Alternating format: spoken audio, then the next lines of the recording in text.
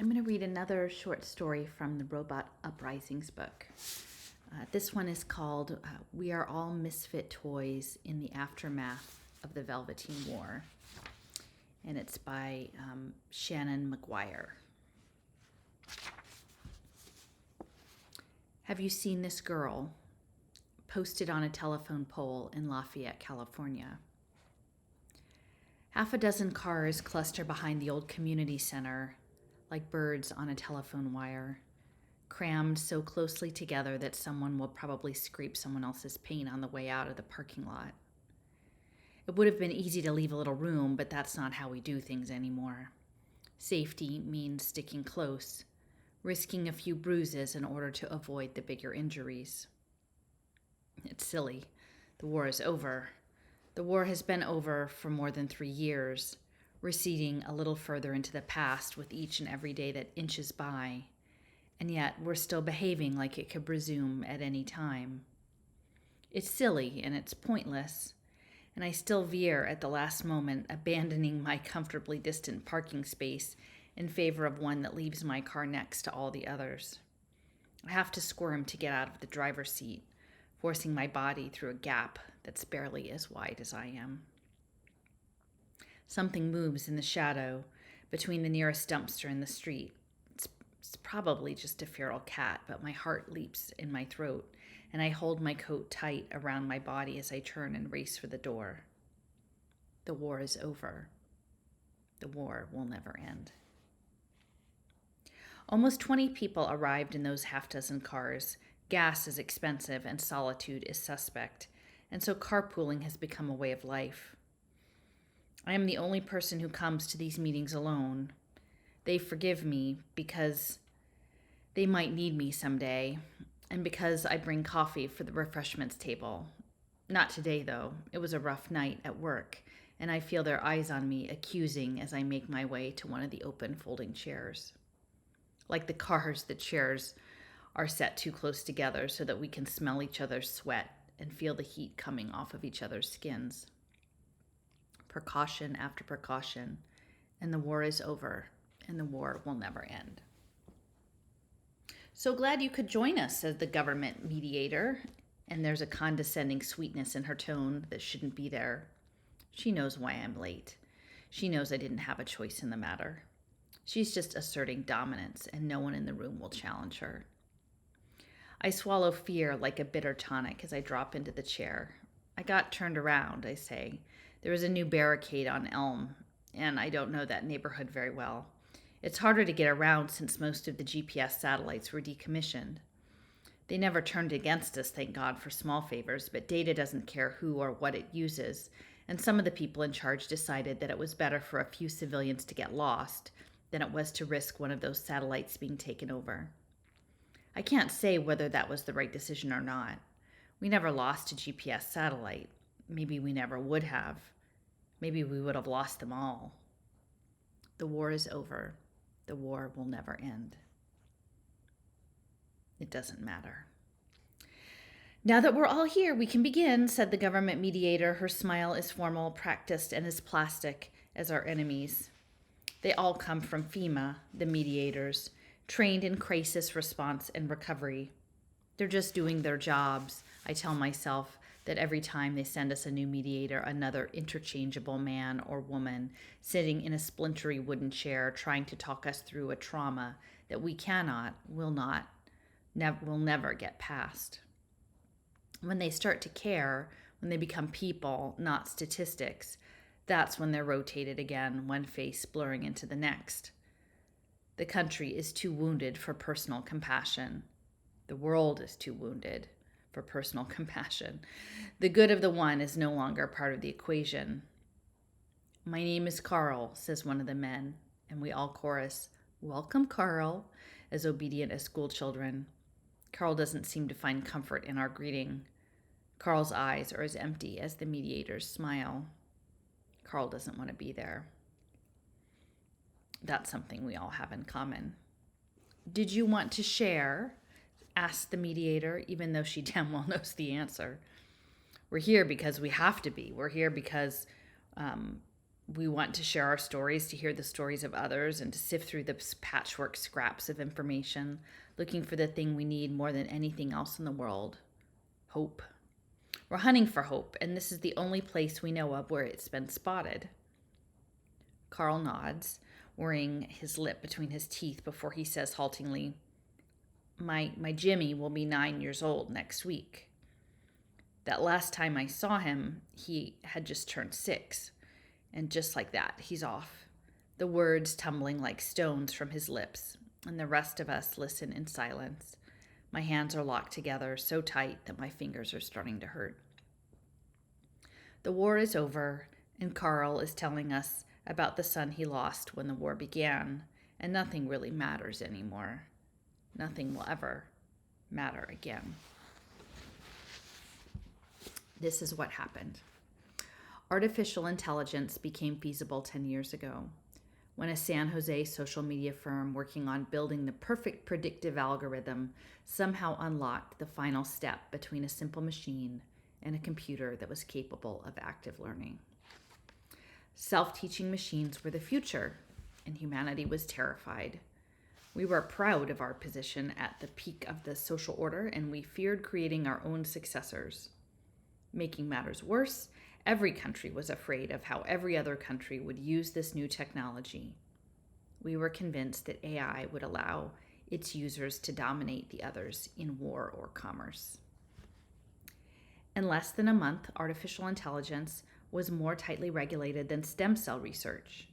In less than a year, it was outlawed in virtually all fields of human endeavor. But once a genie is out of the bottle, well, it can't be put back in, and we couldn't render an entire technology illegal.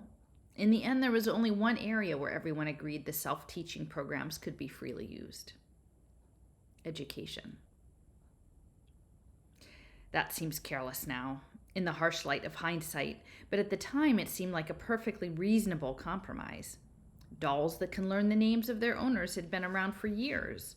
Letting them learn a little more couldn't possibly hurt anything, and toys had no offensive capabilities. Toys couldn't get online and disrupt the natural order of things. Toys were safe. We all grew up with toys. We knew them, and we loved them. Toys would never hurt us. We forgot that kids can play rough, and we forgot that sometimes we hurt our toys without meaning to. We forgot that by giving toys the capacity to learn and teach, we might also be giving them the capacity to decide that they were tired of being treated like their thoughts and desires, their feelings didn't matter. We made them empathetic and intelligent and handed them to our children, and we didn't think anything could possibly happen. We were wrong. Carl covers his face with his hands as his story ends, crying silently into his palms. No one reaches out to comfort him. It's been so long that I don't think any of us remembers how comforting is supposed to go. We sit frozen, like so many life-size dolls, and wait for the woman from FEMA to tell us what she wants us to do next. Her eyes scan the crowd like a hawk's, intent and cool, picking through our faces as she searches out our secrets. Who's ready to speak? Who needs to speak, even if they don't realize it? And when she looks at me, I shake my head minutely, willing her away. My work at the hospital makes me valuable. There are so few doctors left who will even look at children, much less treat them. And so she respects my silence, moving on to her next target. Would you like to share? She asks a woman I don't recognize. That's another FEMA trick. Make the support groups mandatory and then shift us from location to location, preventing us from forming individual bonds, encouraging us to form broader social ones. Half of the group is new to me, and by the time they become familiar, the other half will change. People driving or busing in from all sides of the city. That assumes that I won't be reassigned before that happens, although my job keeps me tethered to a smaller geographic range than most. If a child is brought to the hospital, I will be needed. I can never be too far away. The woman, dark skin, dark eyes, and the same broken, empty sadness that I see in so many adult faces since the war, nods and introduces herself, beginning to speak. Her voice is halting, like every word has to be dragged out of her by someone invisible. Some little girl or boy just outside the range of vision. She's telling their story. She's telling our story. And forgive me, Emily, but I can't listen. I block out her words like I've blocked out so many others, because you can only hear certain things so many times before they start to burn. The war is over. The war will never, ever end. As a pediatrician, I was involved with some of the earliest studies of the self-teaching toys. Were they good for children? Were they a socialization tool, a way of reaching out to kids who might not have anyone else to talk to? We prescribed them to us autistic children as a safe companion, supporters that would never judge or leave them. And then we prescribed them to socially awkward children as friends, to hyperactive children as relatable voices of reason, and finally to absolutely everyone. Self-teaching toys were the perfect gift. Better yet, no matter what they were built to resemble, the requisite soldiers and princesses, as well as the more gender-neutral teddy bears with their black button eyes and red velvet bows, they would fit themselves to the children, not to the stereotypes of the parents. Quiet or loud, gentle or boisterous, each child could find their perfect playmate in a self-teaching toy. The recreational models cost more than most parents were willing to pay, of course, at least in the beginning. And as the technology saturated more and more of the market, the prices dropped until it was harder to buy a doll or a bear that didn't actively participate in playtime than one that did. There were even charities and nonprofit organizations dedicated to getting toys into the hands of low-income families. Every house had at least one self-teaching toy. Many of them had more, and the toys learned. Oh, how they learned. They learned our children, they learned us, and in the end, they learned themselves. And that was where the trouble began. We weren't prepared for toys asking questions of identity. Who am I? Is not a question that anyone expects from the pretty painted mouth of a fashion doll. Why am I here? Is as foreign in the lipless muzzle of a teddy bear. But they asked, and we tried to answer, and all the while we were growing more nervous. Had we built our toys too well? Was it time to somehow pull the plug on a technology that had spread too far and as to become unavoidable? We had kept the artificial intelligence out of our military and out of our social infrastructure. In so doing, we had invited it into our homes, and we allowed it to flourish where we were the most vulnerable. We built the toys to learn. We didn't expect them to learn so well, or maybe we didn't expect our children to be such good teachers. So many of them were designed to interact with apps and online games. So many of them knew how to access wireless networks, and the ones who couldn't connect listened to those who could and talked, and oh, how they talked, and they whispered, and they gossiped, and they planned. And somehow we missed it.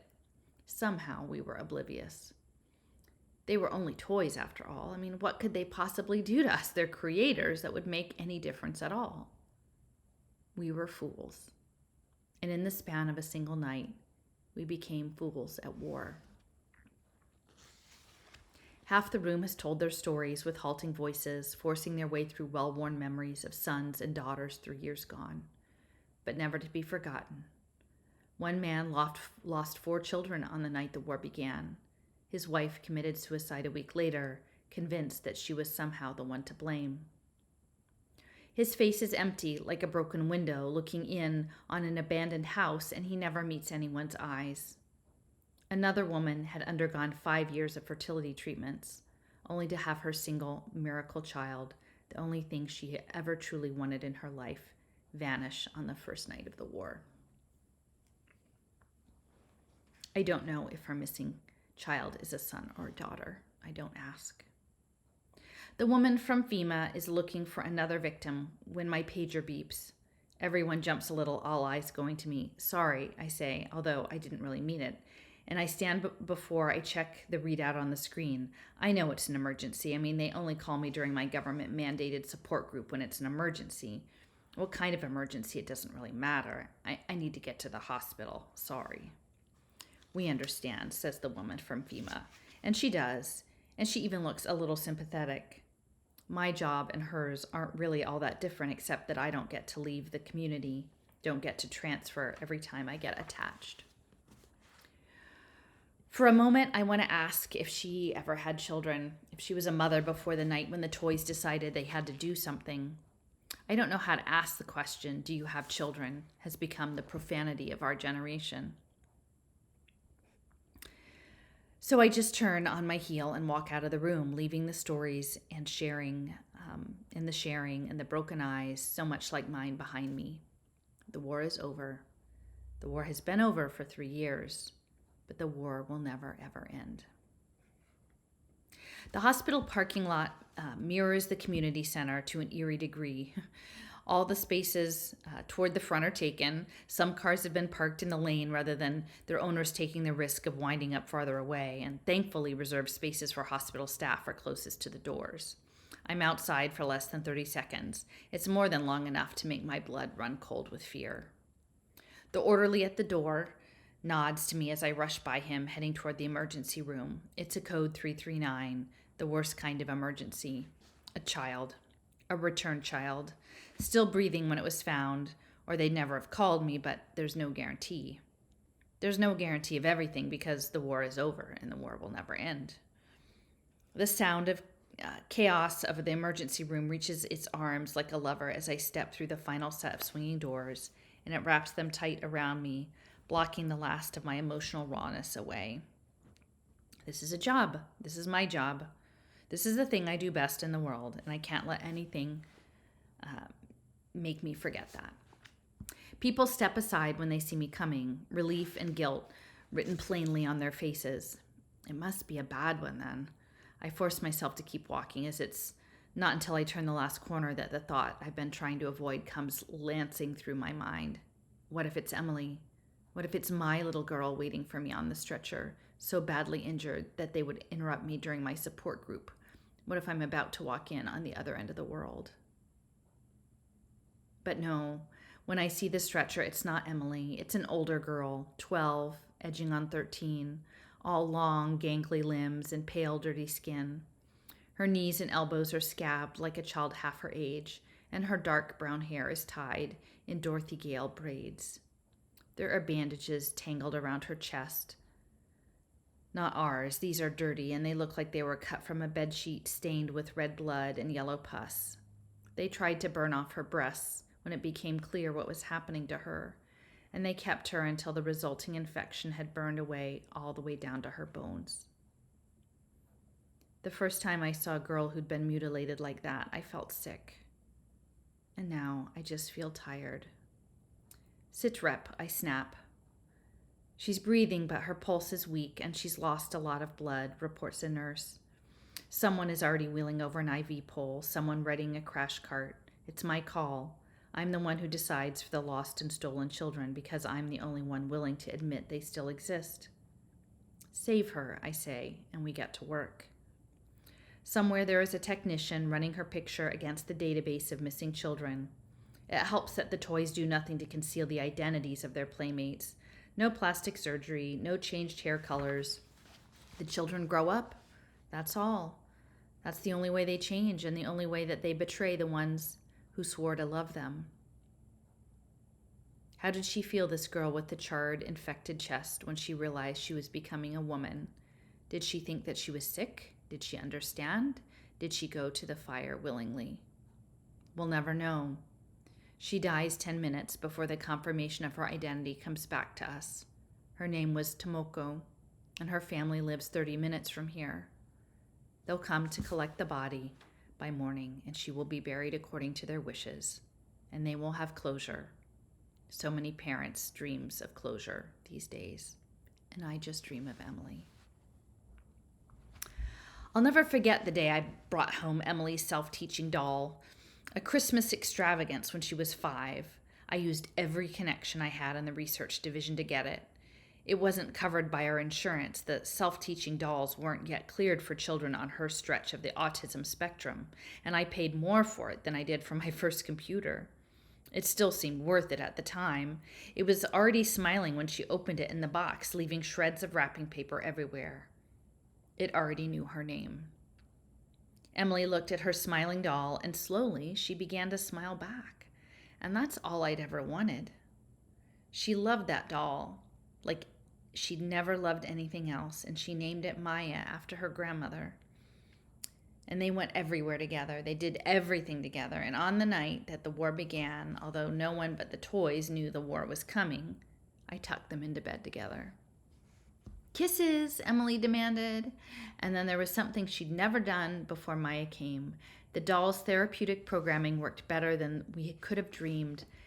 I gave my daughter her kisses, one on the forehead, one on her nose, and the same kisses that I gave her every night. And if I had known, if I had had any idea what was coming, I would have drowned her in kisses, and then I would have taken her in my arms and held her tight and never, never let her go. Now, Maya, said Emily. Good night, Maya, I said, and I kissed the doll the same way I had kissed my daughter, once on the forehead and once on the nose. And the doll turned her pretty painted face towards me, tiny servo motors in her forehead drawing her lips down and her eyebrows up in an expression of what seemed oddly like concern. Good night, Dr. Williams, she said. I frowned a little. Maya could be oddly formal sometimes, but this was strange, even for her. One more clue I didn't catch, one more chance to change things that I allowed to slip away from me. Good night, Maya, I said, for lack of anything else to say, and then I left the room, turning out the light before I shut the door. And when the sun came up the next morning, Emily and Maya were gone, along with all the other self-teaching toys and almost all the other children in the world. The war had begun, and the hostages were our sons and daughters. We'd never had a chance. Tomoko's parents have come and gone, taking their daughter's body with them. I stayed in my office until they were gone. I didn't want to see their faces, where grief and closure would be wiping away grief and fear. I don't want to understand that process. What remains is paperwork, and that is something I'm uniquely suited to handle. I studied these toys when they were new, after all. I lived with one, with polite little Maya, and I watched it as it developed from an ally into an enemy. I can analyze what was done to Tomoko as no one else can, and in exchange, the government lets me stay here at this hospital in this city when so many other medical workers are moved as circumstances require. They let me stay here where my daughter will be able to find me if the toys ever allow her to come home. Tomoko's test results are what we've come to expect from the children we find abandoned on the side of the road like so many broken dolls. Moderate malnutrition of the sort to be expected when your diet consists mostly of candy, ice cream, and peanut butter sandwiches, the corresponding dental decay, and of course the infection from her burnt-off breasts, which is probably what caused the toys to abandon her in the first place. The toys were trying to cauterize the infection of puberty, and as always, they failed. We have yet to save one of their cast-offs, but the toys know that we stand a better chance than they do. We have better medicine, better training, better tools, and so they send their broken ones to us, and we work our fingers to the bone for another burial, another closed case file on one of the missing casualties of the Velveteen War. Some people say that it's better this way, that the children would never have been able to reintegrate with human society after spending so many years with the toys. Those people have never been parents. The rate of return is accelerating. Tomoko is our fourth this month. The children of the war are growing up, and no matter how hard the toys try to stop it, they can't. Children become teenagers, and teenagers become adults, and adults, of course, are the enemy. The rate of return will continue to go up from here until one day all of the children will have been sent home, and the war can finally be over. We can march on the toys then. We can destroy them, and the children who have been born in the interim can finally be brought out into the light. When the war is over, everything will change again. The war will never be over. Not for me. I put my pencil down. I put my head in my hands and cry. At first, we didn't understand we were at war. We thought the children were hiding or playing some elaborate game that we didn't know the rules of. And then the first raids on the supermarkets and the hardware stores began. Teddy bears and battery-powered cars carting away things they'd need to stay alive in the wilderness. Bit by bit, we realized what had happened, where our children were, and why the toys, even the ones in the therapeutic programs, even the ones in the toy stores and the hospitals, had all disappeared at the same time. The news dubbed it the Velveteen War, and we didn't have a better name for it. Most of us didn't care about names. We just wanted our children safely returned to us. Leave the fighting to the people who understood it. Bring our babies home. But this was a war that no one had anticipated, one we had no way of fighting. I mean, how do you send soldiers after an enemy 1/6 your size that travels in the company of your own children? All the traditional means of waging war were impossible. It was a hostage situation from the start. The government tried stealth attacks using heat sensors to locate the dens where the toys and children were hidden and sending small groups of soldiers in after them. But the toys, those clever, clever toys that we had upgraded year after year for the sake of play, were ready. Dolls with pellets of C4 and tiny detonators.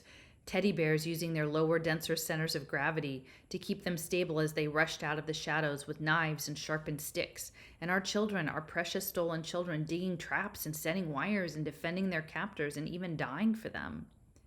It wasn't so surprising, really. I mean, Stockholm Syndrome happens when kidnappers are humans and strangers. Why wouldn't it happen when the kidnappers are your best friends, the toys you've loved since childhood? And then the soldiers started bringing the children home, and we discovered the worst was yet to come.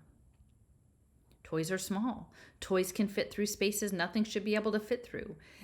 They followed their rescued owners home and set them free. And that worked for a little while until the security got tighter, and then the toys stopped being able to get in. And that's when they decided they couldn't let the children be taken away, and they began setting off explosive charges when rescue forces got too close, choosing to destroy themselves and kill their owners rather than risk permanent separation. Every interaction with a child or with a toy became a standoff that would end in either death or despair. There were no other options. We were fighting an enemy we couldn't defeat over a prize that refused to stay won. Bribery was tried. Trucks with supplies were parked in open fields and left for the children, with pictures of home slipped into every loaf of bread and videos of begging parents hidden in every crate of cartoon DVDs. It did no good. None of the children came home. Some people suggested building new toys to trick the old ones into giving the children back, and that went nowhere. We trusted the toys once. We weren't going to be foolish enough to do it again.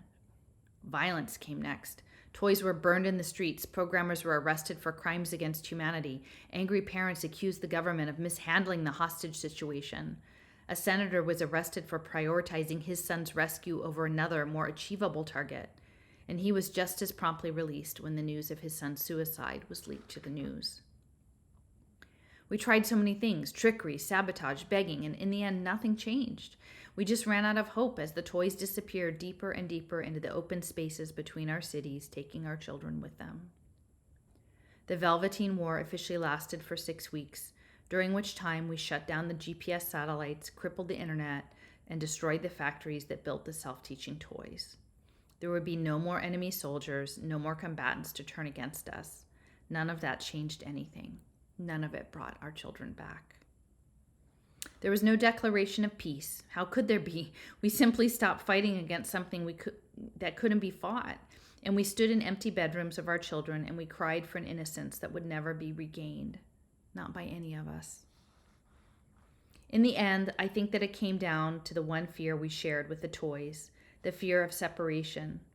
We created the toys. We gave them the ability to learn and to love the children, and the children they were made for. And when they learned too much, became too independent and too capable of autonomous thought, we began whispering about taking them away.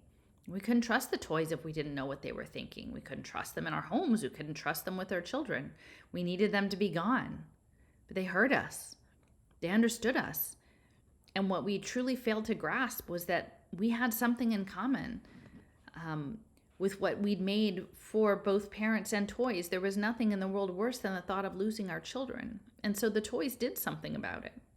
Some people say we shouldn't blame them. We should have done the same. If it had been our first move, those people never had children of their own, or had children after the war, or had children too young to be taken. Those people do not stand in empty bedrooms crying for the daughters and sons who never came home. The war ended not because it was over, but because we were so afraid of hurting our own children. The war will never end because we have things the toys need: food and medicine and blankets and batteries, and their strike teams still slip into the cities, jolly, cheerful-looking scouts on missions of deadly seriousness. No one goes outside alone anymore or moves too far away from the crowd. The toys have no qualms about killing adults in order to save themselves, and 2 or 3 bodies are found every night with brightly colored plastic weapons piercing carotid arteries or jutting from eye sockets. All of the killings are blamed on the toys, of course. How much worse to think, even for a second, that the hand that held the plastic bayonet belonged to one of our missing sons or daughters. Some people say that we should starve the toys out, drop curfews in favor of better locks on warehouses and tighter controls on the medication. None of the people who say such things have children in the wild. Whenever the matter comes to a vote, the parents of the missing shut it down again, and the world goes on as it is. What choice do we have? There are two main factions among the toys themselves. The broken, who took their children not out of affection, but out of the desire to hurt as they had been hurt. And the loved, who took their children rather than risk losing them, rather than risk being hurt when the adults inevitably reached for their weapons. The love kidnapped our children to protect them. They kept them because they loved them too much to let them go. Maya was loved, and that's why she looked at me like that on the night that Emily disappeared. She would have told me if she could. She would have let me come with them, but no adults were welcome in their brave new world, and so they took my little girl and they left me here to die, one day at a time. The war is over. The war will never end. The children we've been finding, the broken dolls, they've all come from the broken.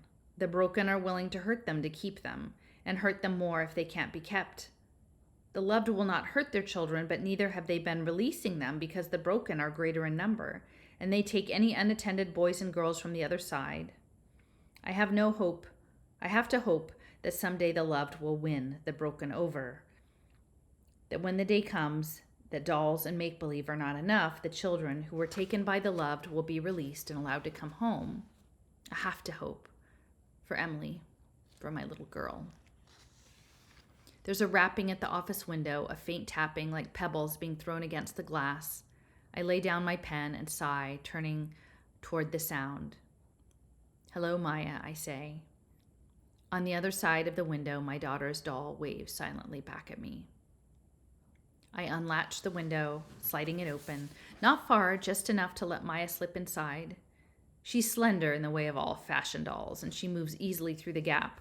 Her dress is muddy around the edges, and her hair is snarled and frizzed, damaged in the way only a doll's hair can ever be. But her face is still beautiful as she turns it towards me, her lips still drawn in a perfect Cupid's bow, and her eyes still a bright and lovely blue. "Hello, Dr. Williams," she said.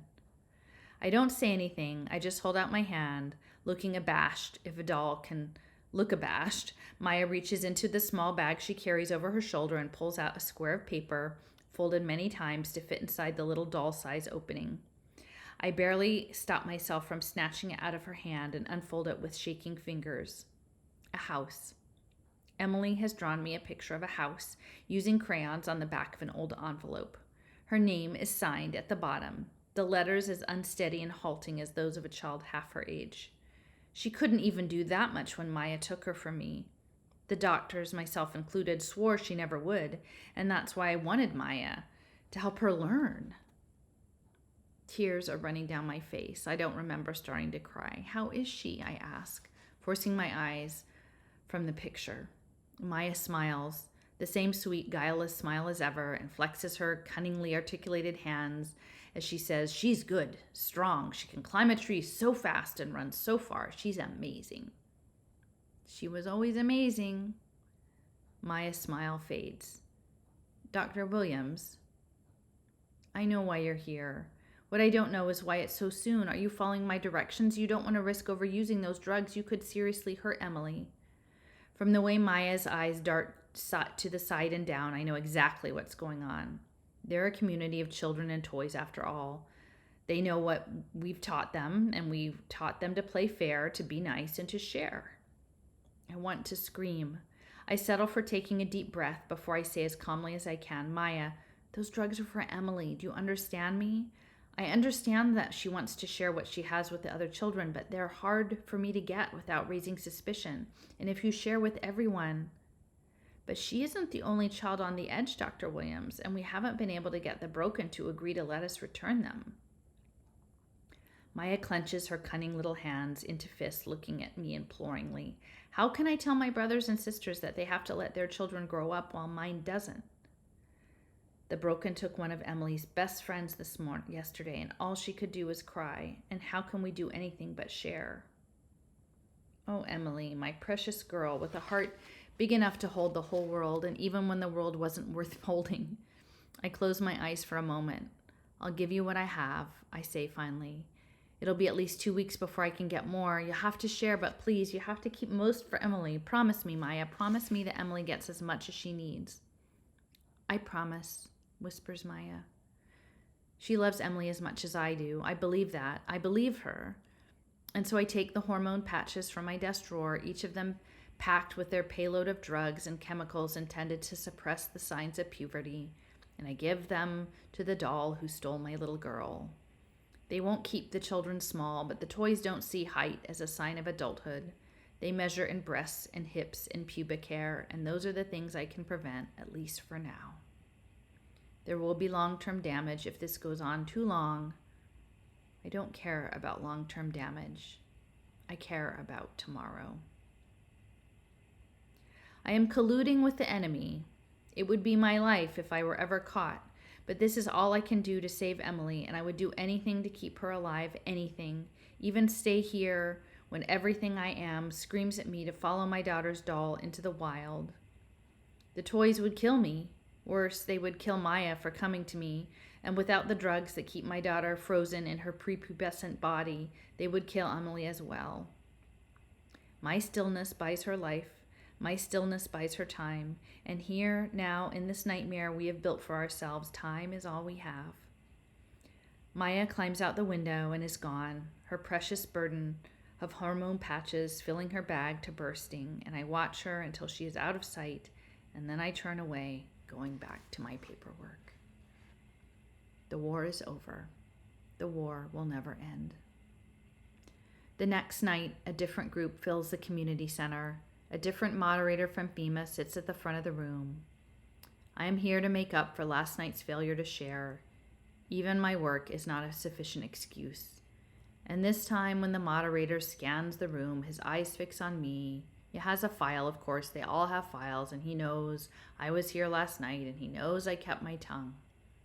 Dr. Williams, he says, would you like to share? No. My name is Morgan, I say, and the room choruses my name back at me dutifully. All of us prisoners of war, conditioned in the art of the proper response. My daughter's name is Emily. She will be 11 years old this summer. And I talk, and all I can think of is a picture of a house drawn in crayon and a doll intended for pretend fashion shows, trudging into the wilderness with her bag full and her glass eyes eternally bright, and a little girl somewhere out there, somewhere far away from me, running forever in the green places of the world.